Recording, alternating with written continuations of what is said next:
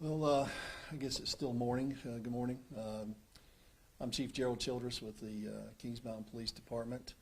Brought y'all here today to let you know that we have had some breaks in the case involving the ATM attempted robbery and unfortunately a homicide that occurred back on October the 30th, about a month ago now.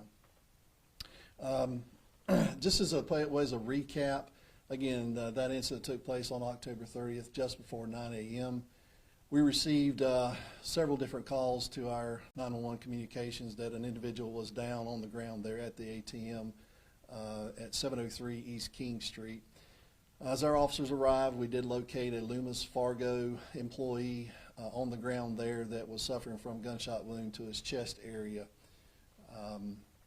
Unfortunately, the employee did succumb to a gunshot wound there at the scene.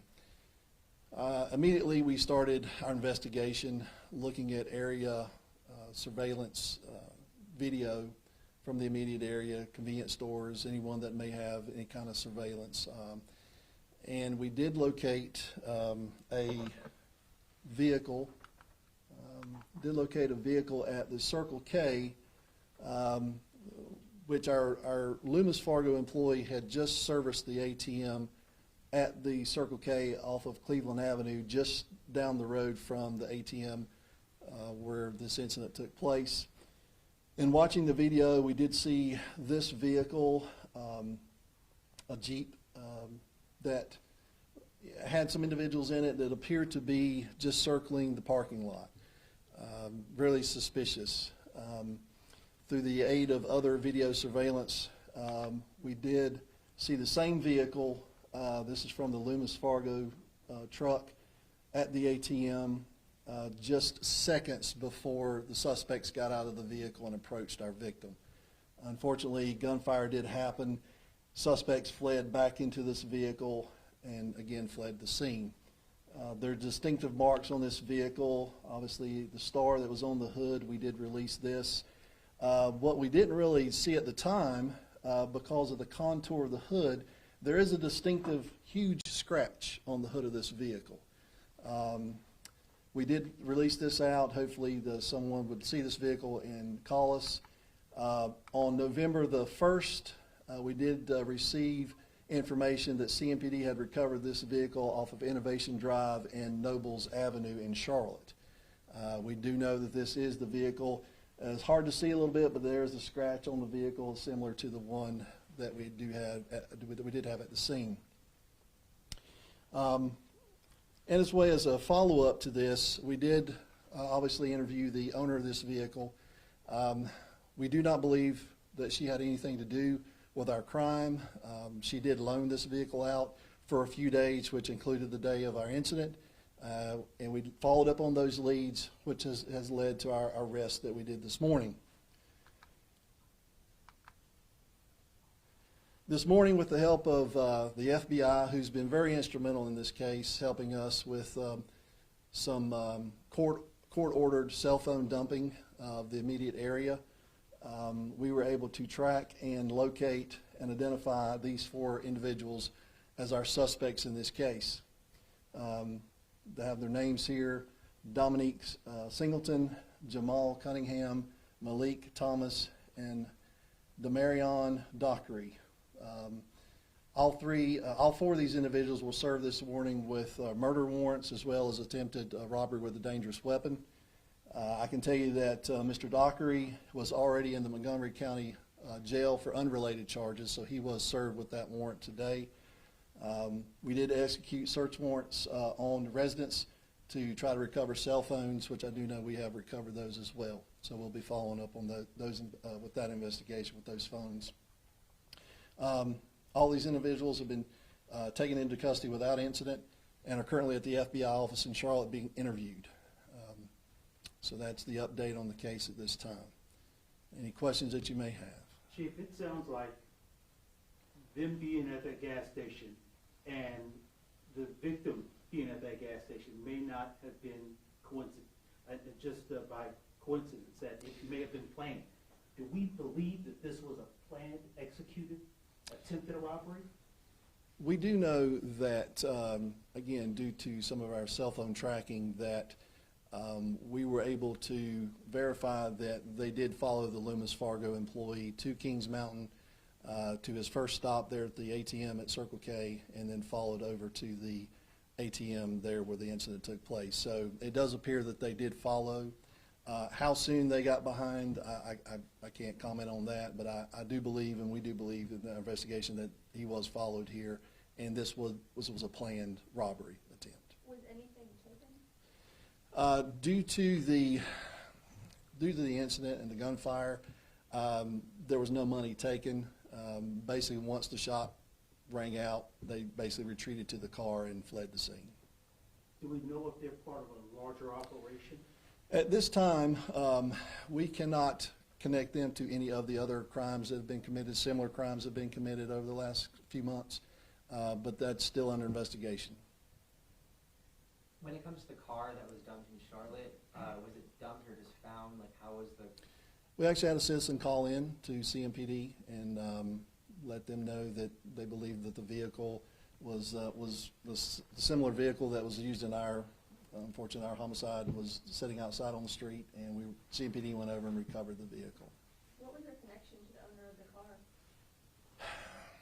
The owner of the car, like I said, had leased or rented out their vehicle for a few days, had loaned their car out for a few days.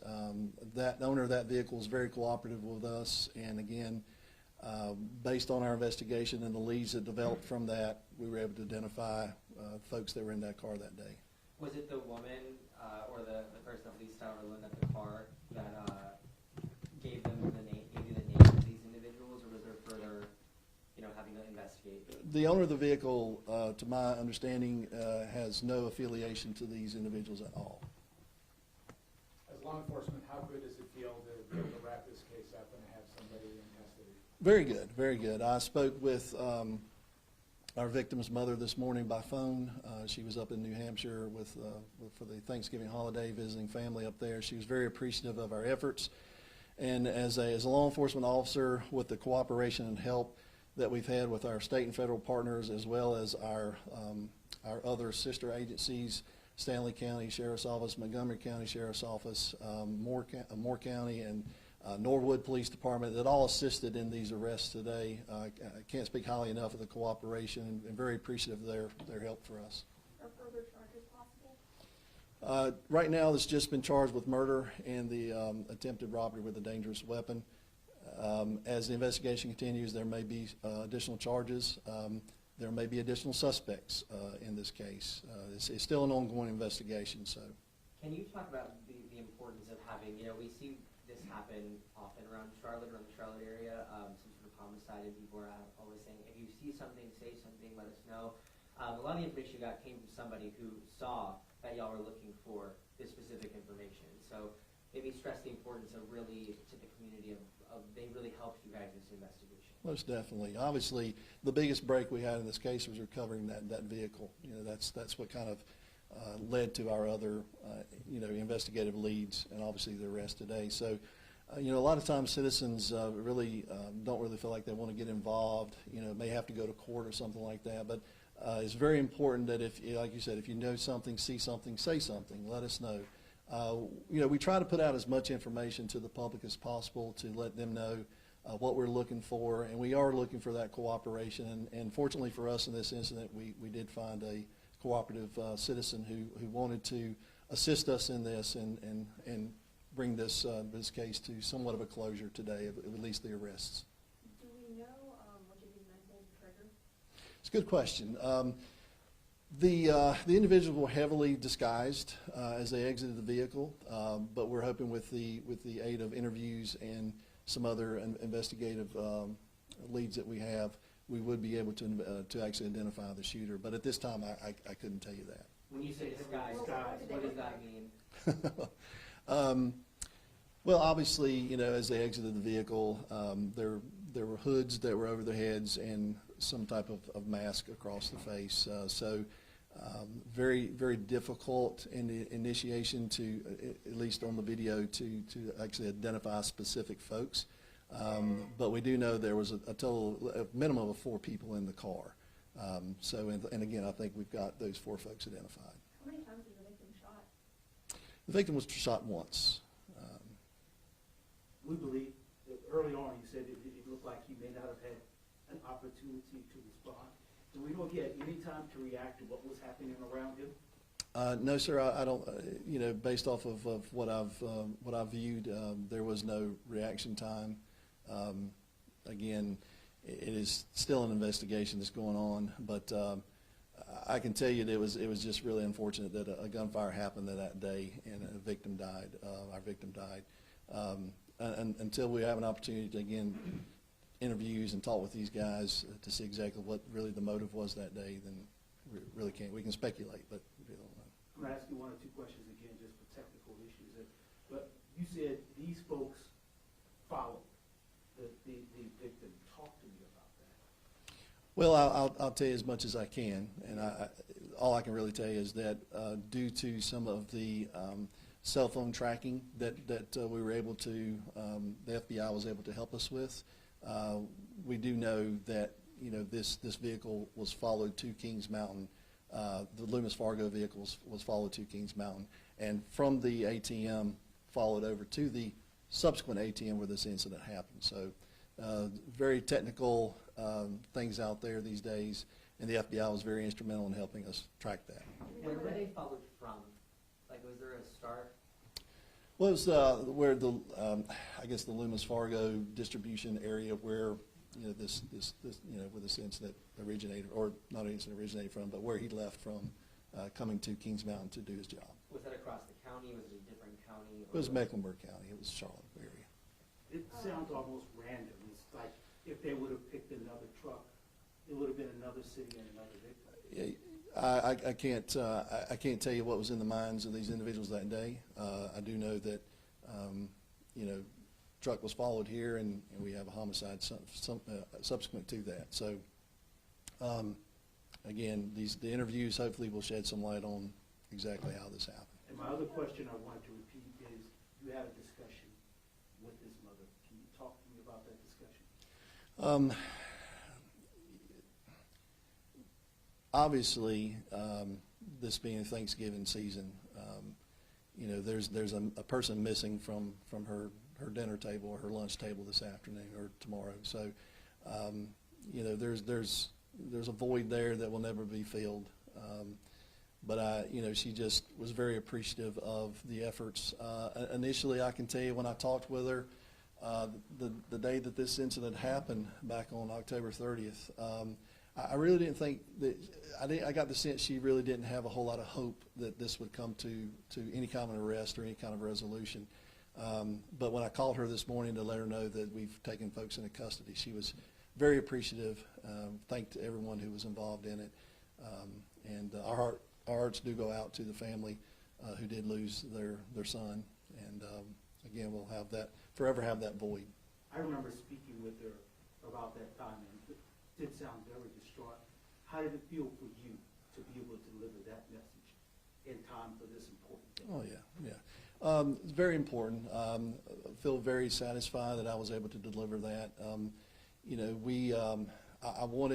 We knew that these plans were kind of in play for a couple of days now, and I did want to try to get this done so I could give her some good news before Thanksgiving occurred. So it's very very satisfying for me as a chief of police, and I can't speak more highly of my detective division that was really worked a lot of man hours tracking down the different leads and working with the FBI. A lot of different search warrants were issued, and I can't speak highly enough of my detective division, especially Detective Pittman, who was the lead in this investigation for us. Put in a lot of man hours to get this resolution today. None of these men are from around here, from Kings Mountain. Do you know if they have any ties to organized crime, gangs, anything like that? All of the gentlemen here do have lengthy criminal histories, but nothing that any kind of organized crime. Anything like this in their history? Weapon charges, assault with a deadly weapon, but nothing along the lines of any kind of murder charges or anything like that. So there are some weapon charges, some drug charges, larceny charges, but that's all we could find this one. The car, you said, was the car dumped as in left, or was It was returned to the owner. Returned to the owner? Yeah. And I guess somebody spotted her vehicle in Charlotte, correct? Yes. And that's what they thought, it wasn't dumped, but it was just. No, not dumped, it was returned. So this lady loaned her car to strangers? No. There is apps or things out there that you can rent other people's cars, much like you go on vacation and rent other people's houses through, whether it be a Vrbo, Airbnb, whatever the case may be. So this car was rented through one of those programs or those apps. And So she didn't know them in advance of loaning them the car? no, not that I've been told or not that I'm aware of that she knew these gentlemen or anyone who was associated with this case. Should this be a general warning for people using those apps who are giving those vehicles to people that they don't know? Well, I would think so, I can't speak for the lady who rented the car, but, some people are just looking for maybe a dollar or two more, a quick dollar here, a quick dollar there, but do your homework and know who you're letting use your vehicle, because obviously things like this can happen. You know which app that she used by any chance? I don't. Chief, we'll take 2 more questions. Chief, if you can, what's next? FBI has assisted you, I take it, they're probably doing it because they're interested in these individuals too, or is it because of the fact there was a bank crime? Well, obviously, there have been other similar crimes such as this across North Carolina. So if there is any kind of link to those crimes, obviously the FBI would help us and make those links, connect those dots. But this being, an ATM has money and, federally insured. So we contacted them the day of this incident, and they've been helping us ever since, try to investigate and locate folks. Last question, anybody? Again, thank you for coming, and again, I can't thank my partners with state and federal agencies as well as the local agencies and the jurisdictions today that assisted us, and thank you all for coming. If nobody else wanted that last question, I'll have that last question if that's okay. Again, what do you think this turnaround, this work, interdepartmental work, says to individuals who may be thinking about doing something like this? Well, I would like to say that, eventually, you will get caught. I know crimes go unsolved for many months, many years, but, there's good cold case workers out there that, can pick up on a case and can solve a case after so many years. But there's a lot of technology out there today that assists law enforcement in solving these type cases, and we did use some of that in this case. So, we're just going to continue to do our due diligence, track down follow-up leads, track down what we can to bring cases like this to a successful close. Thank you again for coming.